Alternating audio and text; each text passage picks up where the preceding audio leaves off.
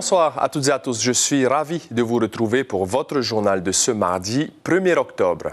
Tout de suite, voici les titres que nous allons développer.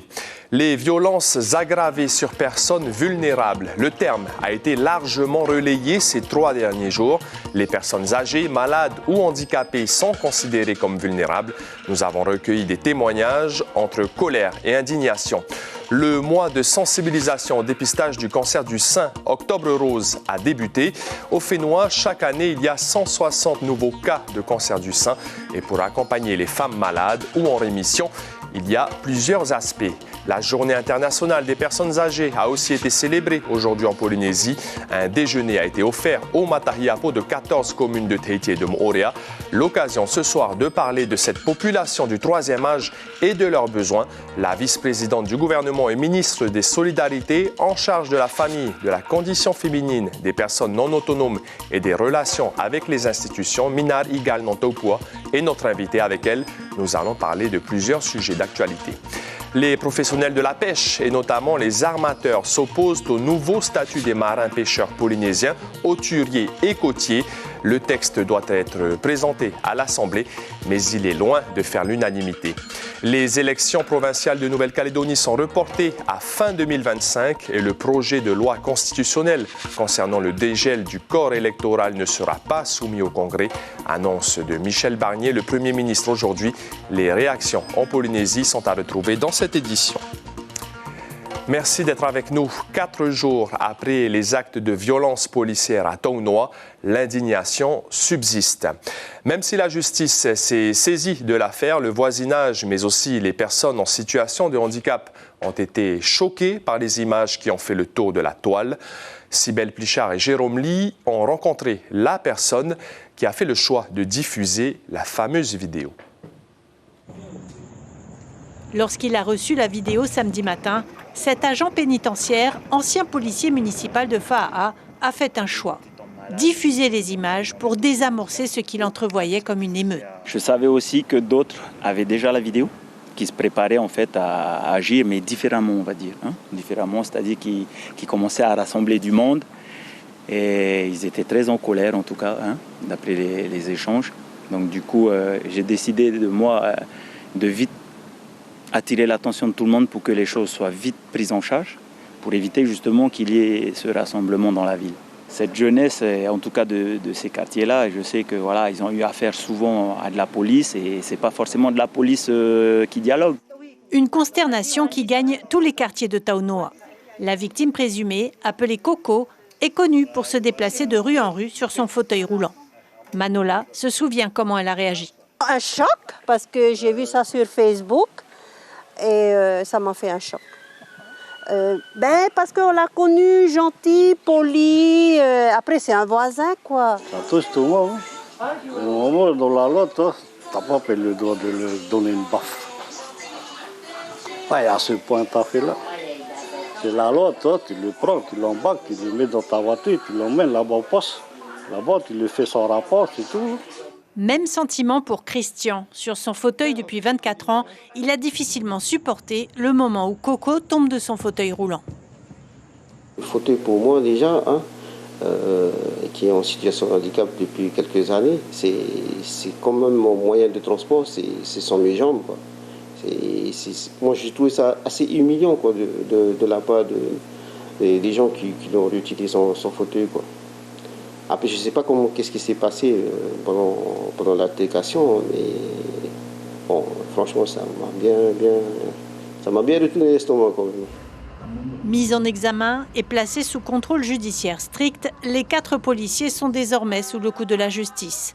La victime présumée et sa famille seront bientôt entendues. La direction territoriale de la police nationale ne souhaite pas communiquer pour le moment. La campagne mondiale Octobre Rose se tient aussi au Fénois. Elle a commencé à l'Assemblée de Polynésie aujourd'hui avec une exposition photo. L'objectif de cette campagne, chaque année, vous le savez, c'est de sensibiliser les femmes au dépistage du cancer du sein. L'accompagnement est aussi primordial pour que les femmes se sentent mieux dans leur corps malgré la maladie. Plusieurs ateliers ont été organisés. Reportage signé Mélissa Chong. Sous ce pinceau renaît l'estime de soi. S'aimer de nouveau, malgré un corps et un visage qui changent, est une étape parfois douloureuse pour les patientes atteintes du cancer. C'est là qu'intervient Anaïg et son savoir-faire pour sublimer ces femmes. Je suis en train de maquiller une Amazone pour lui redonner sa féminité. C'est vrai que c'est un passage qui n'est pas toujours évident, la maladie, le cancer. Et ces femmes-là, elles ont du mal des fois à se regarder dans la glace. Donc moi, mon rôle, c'est vraiment de leur redonner plaisir à se voir et puis voir comment elles sont belles. Déjà, quand tu commences le traitement où tu perds tes cheveux, je dis la femme, sa féminité, c'est un peu des cheveux, tu vois. Et que, heureusement, avec le maquillage, ça redonne une autre touche, quoi. Et pour la touche bien-être, les patientes s'en remettent au Reiki. Cette pratique énergétique d'origine japonaise est une relaxation méditative guidée par les mains, un moment de détente très apprécié par Ghislaine. Dans mon parcours, je cherchais justement quelque chose qui va m'aider justement à tout ce qui est autour de moi, qui est négatif. Je voulais justement pouvoir les retirer et tout. Et avec le Reiki, ça ne fait que du bonheur. Ça va leur permettre de redynamiser leur énergie et de leur refaire prendre confiance en elles. Leur dire que c'est pas parce que vous avez eu un cancer que la vie elle est finie. Maintenant, il va falloir apprendre à vivre avec et en fait l'énergie Reiki va leur permettre de se sentir un peu plus forte. Et puis émotionnellement de comprendre le traumatisme, de comprendre ce qu'elles ont vécu et de dire ah oui mais ça en effet je le laisse dans le passé. Le mois d'octobre est consacré à la sensibilisation au cancer du sein, car les chiffres sont toujours en hausse. Sur le territoire, 160 nouveaux cas sont détectés chaque année. 520 Matahiapo étaient invités par 14 communes de Tahiti et de Moorea pour célébrer la Journée mondiale des personnes âgées. Un déjeuner leur a été offert à la présidence et un Matahiapo de chaque commune a reçu un trophée du cœur créé par les ateliers Procop, des trophées en nacre pour saluer leur parcours de vie ou leur engagement professionnel. Ce déjeuner était organisé par la DSFE avec le concours de la vice-présidence. Direction maintenant les îles sous le vent à Ta'a. En ce premier jour du mois d'octobre, nos Matahiapo sont à l'honneur. Si pour certains, amener les parents ou les grands-parents reste une solution, à Ta'a, par exemple, cela reste encore une priorité de s'occuper de nos aînés. Un reportage signé Hiti Manaki. Mais accrochez-vous, certaines images peuvent heurter votre sensibilité. Regardez. C'est un rituel depuis 2 ans maintenant pour cette famille. Ici, les 2 grands-parents nécessitent une assistance particulière à longueur de journée, alors il a fallu s'organiser. Entre le bain, les médicaments, les repas, Nicolas et sa mère sont rodés. Et pour eux, pas question de laisser leurs parents et grands-parents dans une maison de retraite. Au début, non, c'était une 15 personnes qui sont occupées. Je travaillais en magasin pas loin. Et après, à la longue, la situation ça s'est aggravé. Du coup, j'ai décidé d'arrêter et de prendre la relève moi-même. Parce que voilà. Et pour 2 cas, pour moi, c'est très difficile. Des gestes qu'ils ont appris avec le temps, sans aucune formation. Mais au-delà du travail et de la fatigue qu'ils endurent parfois, pour eux, c'est un devoir de s'occuper de leurs aînés. Victime d'un AVC en 2017, la mamie ne peut plus se déplacer seule. Elle est alitée. Le papy, quant à lui, est atteint de la maladie d'Alzheimer et nécessite donc une attention permanente. De ma journée, je ne fais que ça. Hein. De lundi à dimanche, H24. Il n'y a pas de repos. Et quand l'autre se repose, l'autre qui prend la relève, et ça a toujours été comme ça, mais j'ai pris l'habitude. Si s'occuper de ces aînés reste une priorité pour une partie de la population, la transmission également fait partie du quotidien de ces familles. Dans le foyer de Mami Van'a, 83 ans, la transmission du savoir sur l'artisanat n'est pas en option pour ces petites filles. Même avec un petit problème de motricité, ces moments-là sont très importants pour elles. Je suis heureuse parce que j'ai pu transmettre ma passion à mes petites filles, mais aussi à mes arrière-petits-enfants. En Polynésie, 13% de la population a plus de 60 ans. Si les maisons de retraite restent une alternative pour certaines familles, au Fénouan, le Matahiapo garde encore une place importante, voire une place de sage. Et en plateau avec nous ce soir, la vice-présidente du gouvernement, ministre des Solidarités en charge de la famille, de la condition féminine, des personnes non autonomes et des relations avec les institutions, Minari Galnantaupua. Bonsoir. Bonsoir. Merci d'avoir accepté notre invitation. D'abord, une réaction sur les violences policières. Cet homme en fauteuil roulant frappé par un agent en Réunion. Les 4 policiers sont mis en examen. Est-ce que vous êtes choquée et surprise par de tels agissements? Permettez-moi d'abord de saluer tout le public qui nous regarde et transmettre mes salutations respectueuses. Alors bien sûr qu'on ne peut être que choqué et surtout moi, ça me fait mal au cœur étant donné que j'ai en charge toutes ces personnes vulnérables. C'est un acte que je ne comprends pas. C'est vraiment pour vous dire que les violences sont partout. Et pour moi, la police en fait devrait être un modèle. J'ai dit ici, on a cet acte qui s'est passé, nous attendons le jugement parce que le soir, j'ai rencontré le haut-commissaire, je lui ai fait part de mon choc. Parce que j'ai dit surtout une personne handicapée, j'ai dit comment ça peut être possible, quoi. Je vous dis, déjà une personne normale, ça fait mal au cœur. Mais là, on se dit qu'il n'y a vraiment plus de respect. Donc il faut vraiment travailler là-dessus, quoi. Et ça aurait pu engendrer d'autres violences dans les quartiers sensibles, comme le quartier Estol. En tout cas, le collectif contre la violence s'est réuni samedi. On voit les images. Donc, ces dernières années, ce collectif estime que rien n'a été fait pour lutter contre les différentes problématiques sociales, à savoir ICE, harcèlement, violence. Est-ce que vous êtes d'accord avec ce discours? Non, il ne faut surtout pas dire ça parce que tous les gouvernements se sont penchés sur ces problèmes de violence. Parce qu'il y a eu des propositions, il y a eu par exemple pour les violences faites aux femmes, nous sommes en pleine construction d'un centre de la femme. Sachez qu'il y a des centres d'hébergement d'urgence aussi. Tout ce qui est violence, ça a été traité. Cependant, aujourd'hui, nous remarquons qu'il y a une montée de la violence. Pour moi, il y a aussi à gérer, peut-être à apporter plus d'éducation concernant les réseaux sociaux, l'utilisation des réseaux sociaux. Et puis aider aussi les familles. Je suis dans cette logique en tant que ministre des Solidarités, c'est de venir en aide aux familles et de les former. Parce qu'en fait, de créer des conférences, c'est pour cela qu'aujourd'hui, j'ai rencontré la responsable du collectif sur les violences et nous allons travailler ensemble des actions dans les mois à venir. Minari Galnantaupua, en Polynésie, il y a environ 300 aidants FETI, on l'a vu dans ce reportage à Ta'a. C'est une solution que vous privilégiez. Seulement, l'indemnité pour ces aidants FETI, c'est 50 000 francs. Est-ce que vous prévoyez d'augmenter le nombre d'aidants et d'augmenter cette indemnité? Le nombre d'aidants, nous sommes obligés de les augmenter, bien sûr aussi pour leur indemnité. C'est justement les études que je suis en train de mener justement avec les associations pour voir comment on peut faire et surtout avec la CPS. Comme on le sait, nous recevons des aides sociales de la CPS pour pouvoir... Parce qu'aujourd'hui, nous nous rendons compte et surtout pour notre gouvernement, il est très important d'aider nos personnes âgées et surtout de les garder au sein des familles et les personnes malades, de les aider, de les accompagner, de les soigner. Minari Galnantaupua, toute dernière question rapidement sur Air Moana.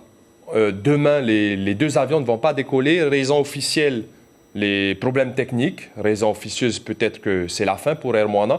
Quel est votre niveau d'information, très rapidement? Alors, sachez que le président du gouvernement les a reçus. Le président du gouvernement leur a proposé de l'aide, cependant avec certaines conditions. Il faut savoir que dernièrement, ça a été une demande de 4 milliards. Le président a accepté de payer 1 milliard à condition qu'ils reçoivent 3 milliards des actionnaires. Ça n'a pas été fait. Mais je pense que ça va s'arranger dans les jours à venir puisqu'il y a des actionnaires qui seraient possible de revenir vers Air Moana. Et ne pas oublier aussi que c'est une société privée. Le pays n'est pas actionnaire dans cette société. Donc la responsabilité est entre les mains des actionnaires tout d'abord. Et je dis que le président Moitai Broderson est ouvert à la discussion. Il n'a jamais bloqué quoi que ce soit. Et le pays a toujours été aux côtés de Air Moana. Merci beaucoup, Minari Galno Topua, d'avoir répondu à nos questions ce soir. Merci. La réforme du statut des marins-pêcheurs proposée par le gouvernement ne convient pas aux professionnels du secteur. Pour eux, adopter ce texte, proposé par le ministre Taibini Teai, mettrait en péril toute la chaîne de production et menacerait entre 1500 et 2000 emplois.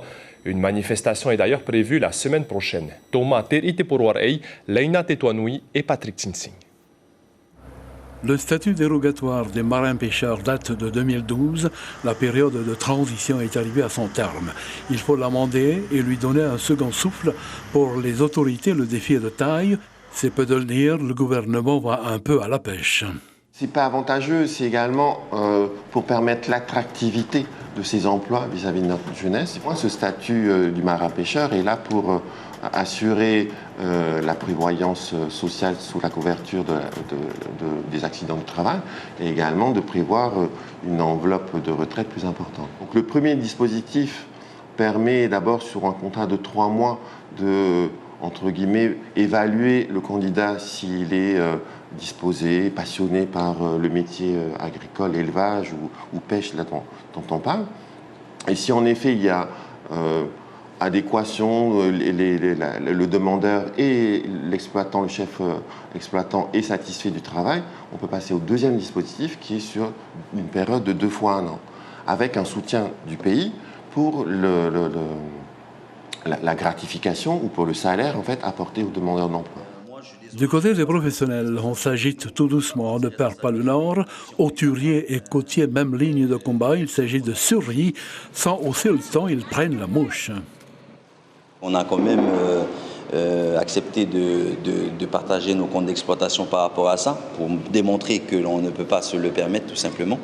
Et malgré ça, ils ont visiblement fait le choix, le gouvernement a visiblement fait le choix de continuer à vouloir passer la réforme du statut marin-pêcheur basée sur les cotisations au régime du droit commun. Nous, la pêche côtière, on va être impacté, on va devoir payer nos matelots, même si on n'en a pas, on va nous imposer un matelot, augmenter après. Bon, je ne dis pas peut-être pour un jeune qui se lance, hein, peut-être c'est intéressant, mais nous, qui avons 58 ans, la plupart des capitaines aujourd'hui sur les petits marins ont tous la cinquantaine passée. Il y en a même qui a 70 ans qui continuent à pêcher. Dans les agendas respectifs, le ministre rencontre les représentants jeudi. Ce soir, la manifestation prévue dans la rade de propriété reste confirmée. Et la manifestation des pêcheurs est prévue mardi prochain, le 8 octobre. Les réactions des parlementaires ultramarins sont mitigées à l'issue du discours de politique générale du Premier ministre aujourd'hui. Parmi les annonces à retenir de Michel Barnier, les élections provinciales de Nouvelle-Calédonie sont reportées à fin 2025 et le projet de loi constitutionnelle concernant le dégel du corps électoral ne sera pas soumis au Congrès. Des annonces vues d'un bon œil par les représentants politiques polynésiens qui pensent qu'il s'agit d'un pas vers un apaisement de la situation sur le Caillou. Nicolas Suire et Jacques Damour ont recueilli quelques réactions. Le projet de loi constitutionnelle sur le dégel du corps électoral, adopté en mai dernier par les assemblées parlementaires, ne sera pas soumis au Congrès. En l'état actuel des choses, cela veut dire que seuls ceux qui résident en Nouvelle-Calédonie depuis 1988 peuvent voter. Cette annonce du Premier ministre va dans le sens des doléances des Kanaks. Elle veut mener à l'apaisement. Je pense que ça sera un argument très très important. Et puis j'espère seulement qu'il y aura aussi des moments de dialogue, parce qu'il faut vraiment dialoguer. Parce qu'aujourd'hui, la situation de la Nouvelle-Calédonie est vraiment inquiétante. Et là, ils ont eu raison. Vraiment, ils ont eu raison. Il faut calmer les choses et ce n'est pas l'argent. Ce n'est pas l'argent qui calmera les esprits en Nouvelle-Calédonie, mais bien le dialogue. Et ce peuple est connu. Ce peuple est connu pour le dialogue. Rappelez-vous, à chaque rencontre, on fait la paix, on discute. Le sort du corps électoral n'est pas scellé. Il sera soumis à de nouvelles discussions avant les prochaines élections.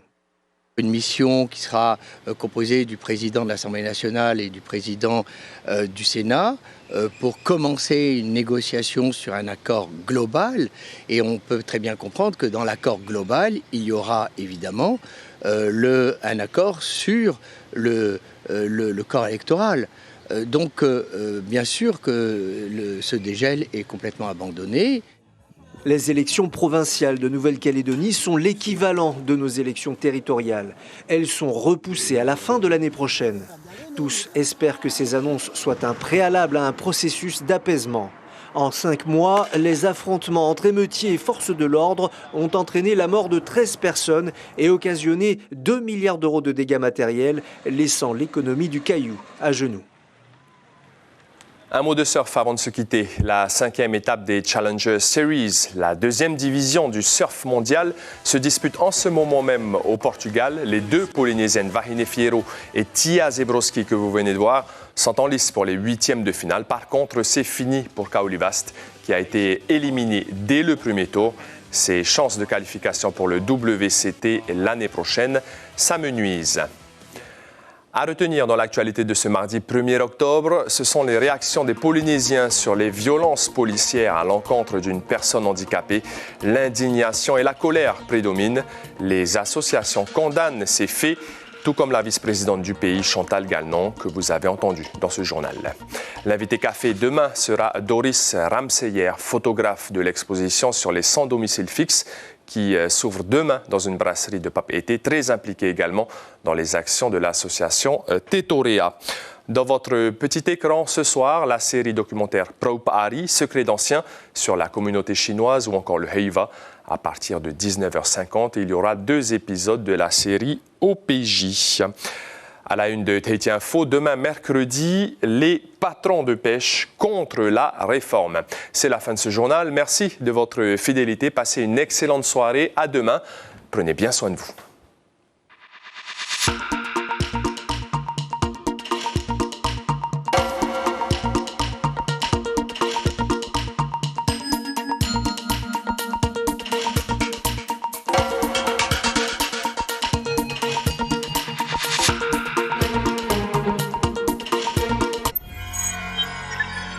Retrouvez ce programme en replay sur notre site internet.